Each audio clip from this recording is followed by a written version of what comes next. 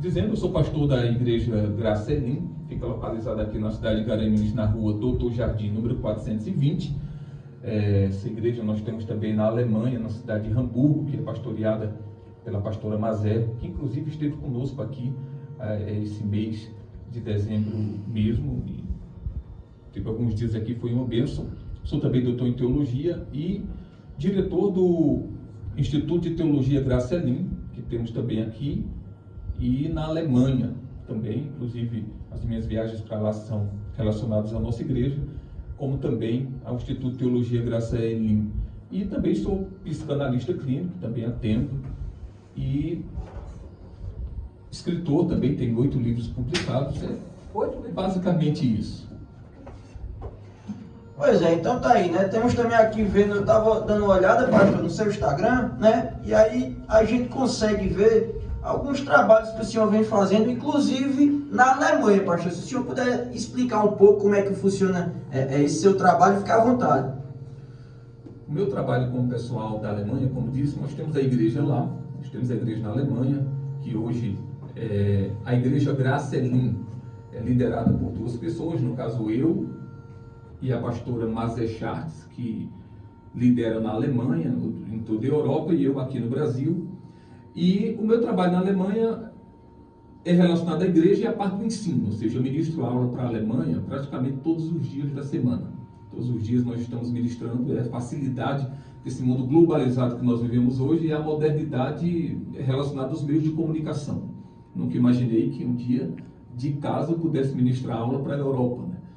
Então, nós temos lá tanto a igreja como o Instituto de Teologia Graça Elim também, que lá é dirigido também pela pastora Mazé, e eu ministro as aulas a partir daqui.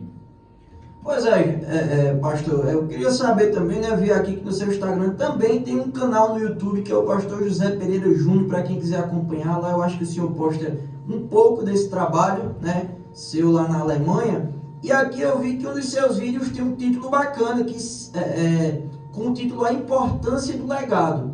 Se o senhor pudesse dar uma palhinha, né, desse tema que no seu canal tá lá, um vídeo completo com 6 minutos, para você que quer assistir, coloque aí no YouTube Pastor José Pereira Júnior. Mas se o senhor puder explicar também, falar um pouquinho sobre isso, pastor, acho que é muito importante, independente de religião, qual a importância do legado. Só antes de entrar nesse ponto, eu estou, na verdade, acho que na maioria das redes sociais. Eu estou no Instagram, no Kawaii, no TikTok e no YouTube, sempre com essa mesma arroba, né? Arroba Pastor José Pereira JR de Júnior. E eu posto vídeos diariamente, ou seja, todos os dias. Além disso, eu também tenho várias mensagens em alguns podcasts. Então, aplicativos de podcast, na maioria deles também tem as minhas mensagens lá que você pode acessar. Veja bem, se nós pararmos para observar, a maioria das pessoas perderam o interesse por deixar um legado. As pessoas simplesmente acham que estão aqui na Terra apenas para passar. E não pensam, por exemplo, como as pessoas vão lembrar de mim. Já parou para pensar nisso? Puxa vida, se eu morresse hoje, quanto tempo as pessoas iriam conseguir lembrar de mim? Por quanto tempo? As pessoas não pensam nisso. É explicado que o máximo que um luto dura, o luto mais severo é 7 dias. Aí depois começa um novo ciclo de mais 7, 14 dias, um ciclo de mais 7, 21 dias. Quando você chega a um mês, aquela dor severa já não sente mais. Tem um detalhe, esse luto das pessoas familiares mais próximas que vão sentir. Mas a questão é qual impacto a minha vida tem causado na vida de pessoas que não são parentes próximos. Ou seja, quando as pessoas olham para nós, elas enxergam algo bom em nós, algo que elas podem tirar como lição para a vida. Isso é legado. Quando nós olhamos para a história dos Estados Unidos, nós podemos não lembrar o nome de todos os presidentes, mas duvido alguém não lembrar o nome de Abraham Lincoln, porque houve um legado, foi história. Quando você olha para questões racionais, não tem como você não lembrar de Martin Luther King. Por quê? Ele deixou um legado. Nós lembramos dele pelo que ele fez.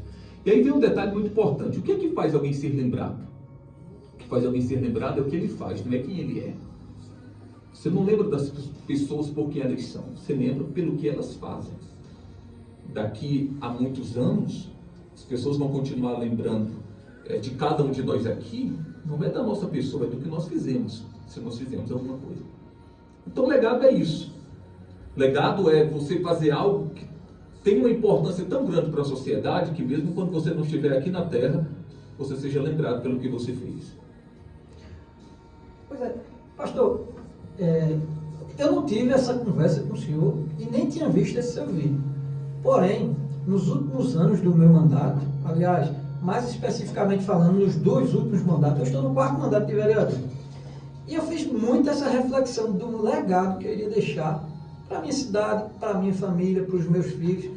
O quanto essas pessoas lembrariam de mim pela minha ação parlamentar, pela minha atuação lá na Câmara, o quanto eu iria impactar na vida das pessoas e o quanto eu seria uma boa ou uma má lembrança. Então, eu pensei muito nisso e refleti muito. E quando eu comecei a pensar nesse legado, eu mudei radicalmente o meu modo de agir, meu modo de exercer o meu mandato, o meu modo de me expressar, de falar. Óbvio, eu sou um pecador, lógico, não sou perfeito, mas a gente vai errar e é fato isso. Mas a gente tem procurado acertar muito mais. E esse seu vídeo agora, que eu até vou, depois chegar em casa, vou acessar o YouTube para olhar na íntegra, é muito importante não somente para a gente estar na política, eu estou citando na política porque eu sou político, mas para a vida da gente como um todo. Então, eu parabenizo o senhor e agradeço por eu trazer essa mensagem para a gente hoje aqui. Eu que agradeço, Jacinto, por ter a oportunidade de dividir um pouco aqui, e é justamente isso, ou seja, as pessoas estão simplesmente vivendo sem pensar no que vão deixar para as gerações futuras. Pois é, eu acho bastante interessante também, pastor, comentar sobre uma legenda de descrição, né, em um dos seus vídeos também postado nas redes sociais, que comentar as nossas escolhas estão nos levando para algum lugar. Eu acho que o legado também tem a ver com essas escolhas, né, pastor? Eu acho que a escolha hoje, a gente vê que Garanhuns, nossa região, o Brasil vem sofrendo bastante, né, com vários assaltos, vários questionamentos aí, vários assuntos que às vezes a gente fica abismado, né, com tanta maldade, mas não só também na maldade, mas acho que o nosso legado tem a ver sim com nossas escolhas. Eu queria que o senhor falasse um pouquinho sobre esse efeito das escolhas, a gente fora ou dentro da igreja, como funciona, independente de religião. Escolha é algo que, independente se você é cristão ou você é ateu, você é obrigado a fazer todos os dias. Estar aqui foi uma escolha. Nós poderíamos não estar aqui, poderíamos estar fazendo qualquer outra coisa. Levantar-se para trabalhar é uma escolha. Ficar em casa também é uma escolha. E por incrível que pareça, não escolher já é uma escolha. Então não tem como você escapar disso. A escolha é válida para todos. E quando nós falamos de escolha, automaticamente nós estamos falando de caminhos, de rumos para as nossas vidas. Então, todo caminho leva para algum lugar. Resumindo, as nossas escolhas estão nos levando para algum lugar. A pergunta é, para onde? A reflexão que todos nós devemos fazer é, para onde as minhas escolhas estão me levando? Estão me levando para algum lugar, não tem como escapar disso. Para onde as minhas escolhas estão me levando? No dia de hoje, quantas pessoas, por exemplo, não morreram? Ora, as escolhas levaram para algum lugar. Quantas pessoas, por exemplo, hoje não morreram de acidente? E a grande maioria dos acidentes é comprovada por imprudência. Então a escolha, por exemplo, fazer uma ultrapassagem perigosa, de achar que ia dar certo, de arriscar. As nossas escolhas, querendo ou não, estão nos levando para algum lugar. Nós temos que pensar nisso. E quando eu me entendo dessa forma, eu penso mais antes de fazer uma escolha. Eu passo a pesar a vida, eu passo a olhar o peso das minhas escolhas. Por exemplo, estamos finalizando o ano. É uma pergunta que nós temos que nos fazer. Para onde as minhas escolhas em 2022 me levaram? E para onde as minhas escolhas em 2023 vão me levar? Se nós não colocarmos nessa balança, nós vamos fazer escolhas sem pensar. Vamos colocar a nossa vida como a maioria das pessoas fazem. Coloca a vida no modo avião. Então ela diz, eu não estou escolhendo. Quando você não escolhe, as situações escolhem por você. E acabam acontecendo, querendo ou não. Então a melhor coisa a fazer é estar o tempo todo pensando, puxa vida, eu vou fazer isso aqui, mas qual será o resultado disso? Então, escolhas é isso. Uma reflexão também que eu achei bem interessante, pastor, que eu acho que o senhor podia encerrar também esse nosso papo, né, que está muito legal, é a respeito de que, acho que dentro das escolhas que o senhor comentou sobre aí o avião, Deus eu acho que é igual, a gente pode assemelhar ele à distância de um avião. Quando a gente vê ele distante, a gente vê ele pequeno, né? mas quando a gente chega próximo do avião, a gente consegue ver ele grande. Mesmo assim, é quando a gente está próximo de Deus, quando a gente quer que Deus esteja próximo da gente, a gente consegue ver ele muito maior, né? Então, se o senhor puder deixar uma mensagem, né, para o pessoal, para os ouvintes, né? Acho que é muito especial. Nosso amigo Ceará também agora está mandando um abraço para mim, para Gessinho, para o senhor também, Pastor Júnior, né? Ele chamou. E que o senhor possa deixar essa mensagem, né, Gessinho? Mas eu ainda tenho uma pergunta para fazer, pastor. Pronto, então pode deixar a mensagem e Gessinho pode fazer a pergunta. Veja bem, essa história que você contou é bem interessante, né? Quanto mais distante você está de Deus, mas você vai ver ele pequeno. Quanto mais próximo você está, mas automaticamente você vai ver a grandeza de Deus. Mas o extraordinário de tudo sobre Deus é que Deus se revela nos detalhes. Não adianta você tentar procurar, eu vou sair na rua e vou encontrar Deus. Eu vou encontrar Deus na igreja, eu vou encontrar Deus em tal lugar. Deus se manifesta nos detalhes das nossas vidas. E como nós não somos tão atenciosos, nós não conseguimos perceber Deus porque nós não percebemos os detalhes. Quantas vezes, por exemplo, nós não já ficamos achando, vamos dormir sem ter uma saída para algo que precisamos da resolução no outro dia e não conseguimos dormir preocupados e ficamos naquela angústia toda. Quando amanhece o dia, vem uma ideia e aquela ideia, gente, puxa vida, essa ideia aqui resolve o meu problema. E a gente não percebe que aquela ideia, na verdade, foi Deus.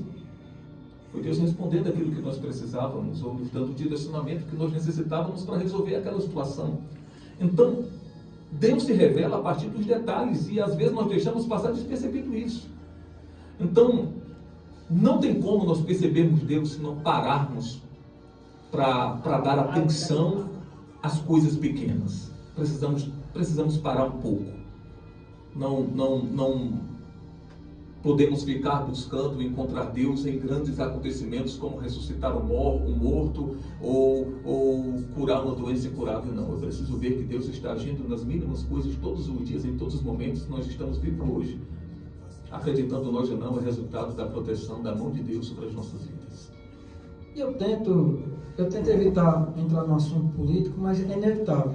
Até porque tudo leva a crer que nós precisamos continuar nos manifestando, precisamos estar nessa luta constante, pastor. E hoje nós estamos vivendo um momento muito complicado. E aí, esse é um exemplo de um programa que a gente tenta fazer com que as pessoas tenham voz, possam se expressar, trazer um problema da sua comunidade, um problema local, um problema estadual, nacional, enfim. A gente está aqui para dar voz ao povo. E hoje nós estamos vivendo um momento muito complicado no país, especialmente falando, eu também, além de ser político, sou advogado, e me decepciono muito hoje, tenho me decepcionado bastante com o judiciário, especialmente falando da Suprema Corte. E aí, hoje a gente vive um cerceamento do nosso direito, que as duras penas conquistando, de liberdade de expressão. Também é uma escolha a gente ficar calado, também é uma escolha a gente se omitir. Mas é uma parábola que eu sempre trago para mim, quando uma pessoa estava em cima do muro, e estava Jesus de um lado, e o diabo do outro. E o diabo ficava de braço cruzado e Jesus todo o tempo mostrando, me siga, eu sou o caminho, eu sou a verdade, vou trazer a luz para a sua vida. E o cara em cima do muro olhou para o diabo e disse, ó diabo, Jesus está o tempo todo me persuadindo para me seguir o caminho dele, por que você está parado? Ele fez, porque em cima do muro também é o meu lado, aí também é ruim. Então as pessoas que se omitem, elas também é uma escolha, mas ela vai saber que outras pessoas vão escolher por ela.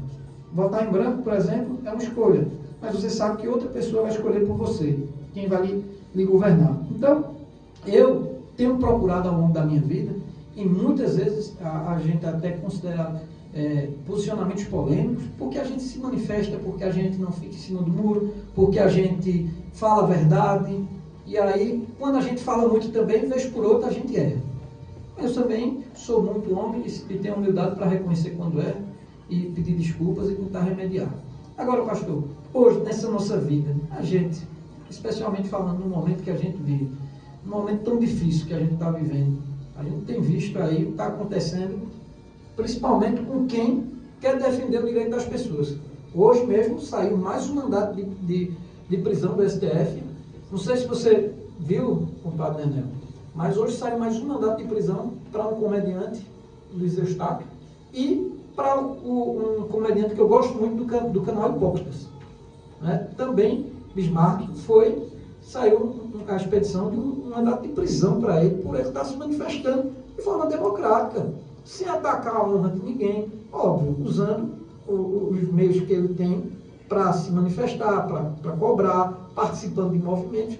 E hoje, qualquer coisinha hoje, você vê vários parlamentares, os seus direitos constitucionais, da sua atuação, não estão sendo respeitados. Vários estão tendo contas de Instagram bloqueadas, estão tendo seu direito de se expressar sendo colocado em segundo, terceiro, quarto plano por uma corte que deveria estar garantindo esses direitos.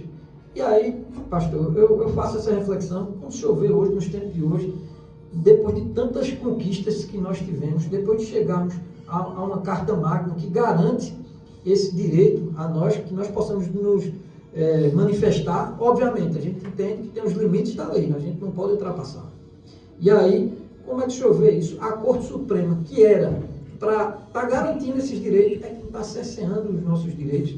E aí eu vejo muito isso também, alguns líderes religiosos, não estou aqui para falar, jogar pedra em ninguém, mas alguns líderes religiosos que também não é que estão atacando A ou B, mas estão se omitindo diante desse momento. Eu acho que nesse momento, os bons não podem se calar. Nós precisamos nos manifestar de maneira democrática e respeitosa.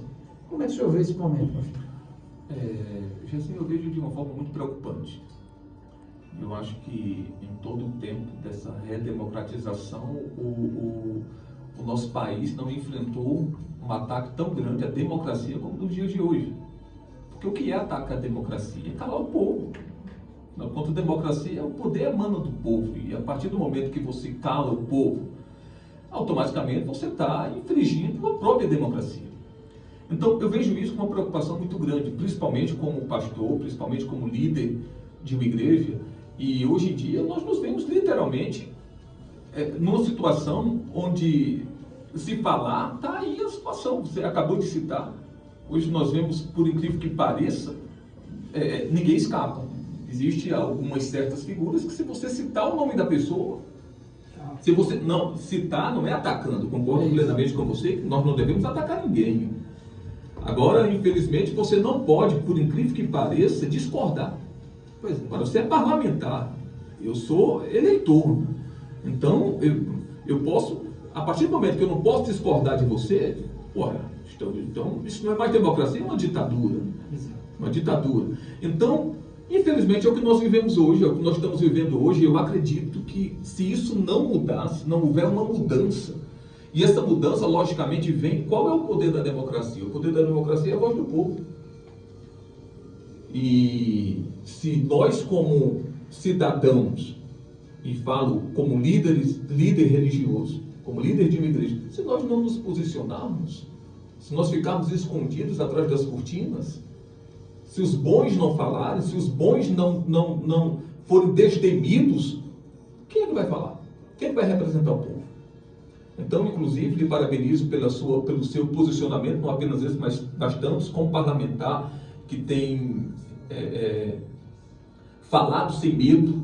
E é lógico que quando nós falamos muito, isso é qualquer um, nós em algum momento vamos errar, mas temos a humildade de reconhecer, mas essa é a sua função e essa é a nossa função, que é defender a nossa democracia, defendermos os valores, porque uma vez que eles foram perdidos, nós não temos mais nada, a democracia deixa de existir. Então, eu, para ser bem sincero, estou muito preocupado e sou uma pessoa que me posiciono. Se você acompanhar minhas redes sociais, vai ver que eu estou lá me posicionando. Me posiciono politicamente também, dentro daquilo que eu entendo ser o que está dentro do padrão bíblico. Não tenho medo disso, porque acredito que existe um texto lá em Apocalipse 21 que diz que os covardes não herdarão o reino dos céus. E eu posso fazer parte de qualquer coisa menos desse grupo. Muito bem, pastor. Eu fico muito feliz em encontrar pessoas como o senhor, que conseguem conciliar, obviamente, o seu trabalho com as suas redes sociais, porque a rede social tem esse problema que tem trazido pessoas que estão fazendo pré-julgamento, julgando as pessoas de forma desmerecida, descabida muitas vezes, mas também tem os seus benefícios. Hoje, o senhor evangeliza. Hoje, se o senhor fosse esperar somente as pessoas que fossem ao templo para o senhor evangelizar, seria um número muito mais reduzido. E hoje o senhor atravessa o mundo, como está lá na Alemanha, evangelizando pessoas, né? Eu acho que é um papel muito importante da mídia esse também. Exatamente, eu sempre falo que o problema nunca esteve na mídia. O problema está em quem usa. Assim como é com a arma, que eu digo. Com tudo, eu sempre falo, olha, uma faca ela pode servir muito bem para você fazer os afazeres de casa na cozinha, mas também pode... Pois é. Alguém pode tirar a vida de outra pessoa com ela, então o problema não está na faca, o problema está na pessoa. Então a mídia, as mídias sociais, elas têm uma importância muito grande para nós, e cada um usa dentro daquilo que ele é. Dentro daquilo que ele é. Então, eu acho que nós estamos vivendo um momento muito importante, falando dentro da questão dos meios de comunicação, mas até esses meios de comunicação estão vivendo uma ameaça. Verdade. Eu acho que tem que encontrar um bom senso nesse meio termo, para que a gente possa encontrar, cumprir a função social da mídia, cumprir a função social das redes sociais, e de maneira que as pessoas possam usar com mais responsabilidade. A legislação precisa também estar mais presente na regulamentação, e quando eu digo regulamentação, não é o que estão querendo fazer não, regulamentar a mídia, regulamentar cerceando direitos. Eu digo regulamentar os limites, para que as pessoas não possam ultrapassar os limites. Mas a gente não pode jamais regulamentar, como se está falando por aí, as redes sociais, de modo que as pessoas hoje estão com medo de se expressar, estão com medo de falarem. As consequências todos nós vamos arcar, seja nas redes sociais, seja na nossa vida, no nosso cotidiano. Agora, pois é uma escolha, tudo parte de uma escolha, né, pastor? Então, eu fiquei muito feliz hoje com o seu bate-papo aqui com a gente, pastor. O tempo foi curto, mas ainda tem mais um tempinho aqui, pode ultrapassar. Daqui a pouco a gente ainda vai ter o nordestino do Nenel. Mas eu queria, compadre, tu acha melhor a gente fazer logo o nordestinão? No final, a gente pedir para o pastor trazer uma mensagem de esperança para o ano de 2023, para o nosso povo. Afinal de contas, a gente está aqui, tanto eu como o Nenel, nós somos cristãos, nós somos pessoas que acreditamos muito no poder de transformação que a igreja tem. É uma das instituições que ainda tem credibilidade. É a igreja hoje, a igreja que pode transformar o mundo. Eu vejo trabalhos magníficos nas igrejas, várias igrejas, e aí a gente está aqui para dar a César o que é de César. Nós sabemos que existem pessoas maus, em todo canto. É na igreja, é na política, é no consultório médico, é em todo canto.